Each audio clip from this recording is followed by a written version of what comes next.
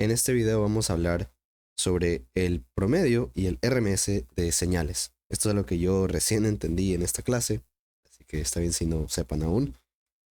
¿Qué es un RMS? Para comenzar, RMS en inglés significa root mean square. Root mean square. Root es raíz, piensen en raíz cuadrada.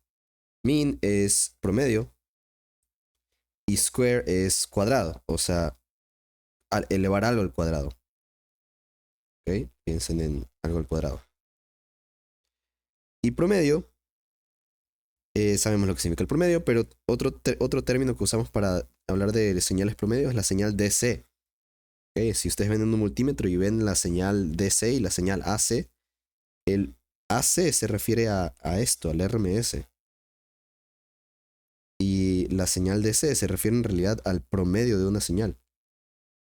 Entonces analicemos para comenzar una señal cualquiera, seno. Digamos que tenemos un voltaje fundamental que solamente es seno. ¿Cómo se va a ver? Esto es AC, ¿verdad? AC. Esa señal tiene esta forma de onda, solo es seno.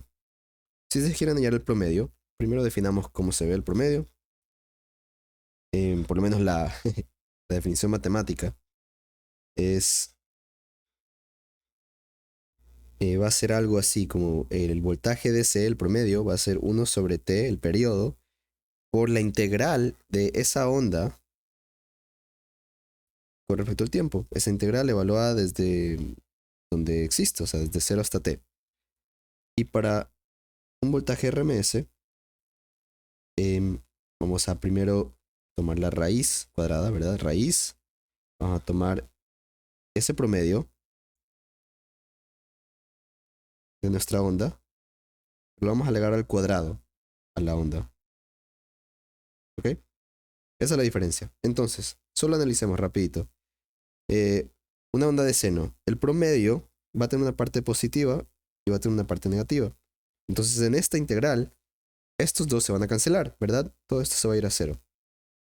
El promedio, el voltaje de una onda AC, es igual a cero. Y si ustedes van y cogen un multímetro y miden el VDC de los 120 voltios de la pared, le va a salir cero, porque el promedio es cero. En cambio, el RMS no les va a salir cero, porque al elevar la onda al cuadrado, estamos eliminando esa parte negativa. Y vamos a tomar una integral sobre esa onda al cuadrado. Por lo tanto, no importa si en positivos o negativos, todo se va a evaluar. Se va a tomar el área general. En ese caso, cuando ustedes miden los 120 voltios que está en la pared, les va a salir exactamente eso, 120 RMS. No significa que este es el pico, en realidad es como les digo, root mean square, es un valor ahí. El pico en realidad está en 171, pero el promedio del cuadrado es esos 120 que ven. ¿Ok?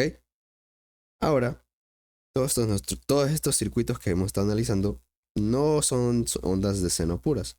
Siempre tienen componentes raros, ¿ok? Así que para comenzar, veamos simplemente una onda como la de la fuente que pasa por un diodo. ¿Se acuerdan cómo se veía? Era el diodo deja pasar solo la parte positiva y la parte negativa la elimina. ¿Ok? Estoy hablando de este circuito, ¿verdad? ¿Cómo se vería en este caso el promedio y el AC?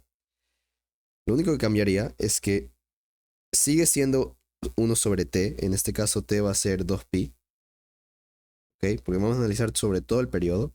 Pero, ¿cuál es el área debajo de esta curva? Ya no va a ser sobre de 0 hasta todo el periodo de la onda. Porque termina la mitad, termina en pi. Así que, ¿cómo se va a ver? Va a ser 1 sobre 2pi.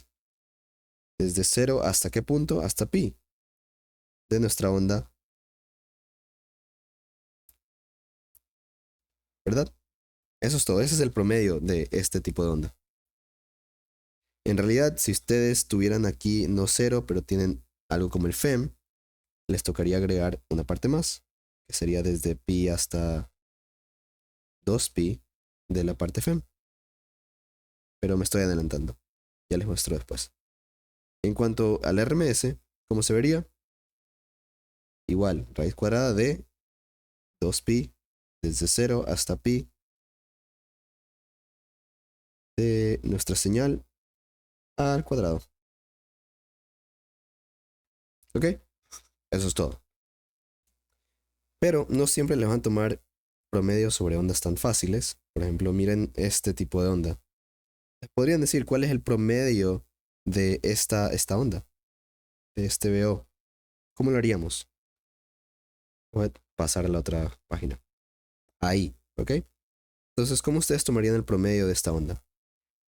Primero, hacemos la definición, es 1 sobre t. En este caso, t es 2pi, de nuevo. Y vamos a tomar el área debajo de nuestra curva de nuestra onda. Comencemos por la parte que se parece a seno, ¿verdad? Desde alfa hasta beta, que tenemos la forma de onda de la fuente de t, más, ¿qué cosa? Esta área debajo de la curva. ¿Ok? La FEM. ¿Y cuál sería eso? Sería la integral desde, yo diría, desde 0 hasta alfa de BC de t, más, vamos a ir desde beta hasta 2pi de BC de t. Y eso es todo, este es el promedio. ¿Ok? Parecido sería para el RMS. ¿Ok? Ya sé que ustedes pueden. Aquí elevarían esto al cuadrado nomás. ¿Ok? Em, la cosa es que en clase a veces lo simplifican, así que no se asusten, porque si vamos desde beta hasta 2pi, ustedes quieren combinar todo esto, pueden decir que vamos desde beta hasta 2pi más alfa. Más alfa. Y es como que eliminaste todo esto, porque ya lo estás sumando, alargaste un poco el área que vas a sumar. No me gusta este color. Ahí. Entonces sí, así sería el promedio de esta forma de onda. ¿Ok? Una última cosa que a veces le piden también la corriente promedio. Y hay un truco o hay un dato que va a hacer hallar esta muy fácil. Porque ustedes tienen usualmente, les toca hallar la forma con respecto al tiempo de una señal de la corriente. ¿Ok? Y si ustedes quieren hallar el promedio, ustedes pueden hacerlo con esto. Pero hay un dato que me parece muy importante. Lo aprendí hace poco. Que para comenzar, el voltaje de salida promedio viene de dos componentes, como ya sabemos, de la resistencia y de la inductancia, ¿verdad? Eso es simplemente una malla. O, perdón, superposición. Pero les pregunto, ¿a qué es igual el promedio del voltaje de un inductor? ¿Se acuerdan? Primer video, hablamos de que el voltaje de un inductor, el promedio, siempre tiene que ser cero.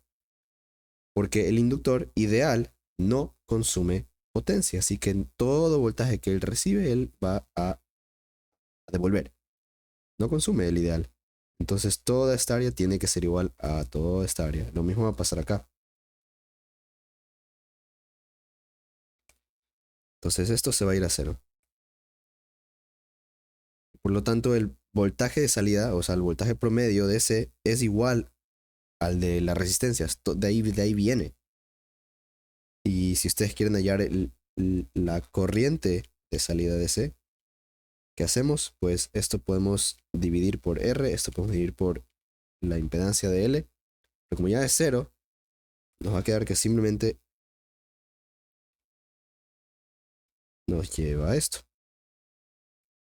¿Ok? Y ese es el truquito. Que la corriente DC solo depende de la resistencia, porque es lo único que consume. No se olviden, o sea, el inductor ideal no consume corriente, no como la resistencia. ¿Ok? Pero si es que tienen que hallar el RMS, el IO-RMS, ahí sí les toca evaluar toda esta integral con este valor. porque como les digo, ya nos haría cero esto, por elevar al cuadrado.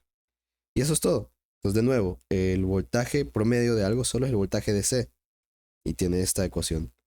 Y el voltaje RMS de cualquier señal es lo mismo que decir el voltaje AC, y viene de esta ecuación. ¿Ok?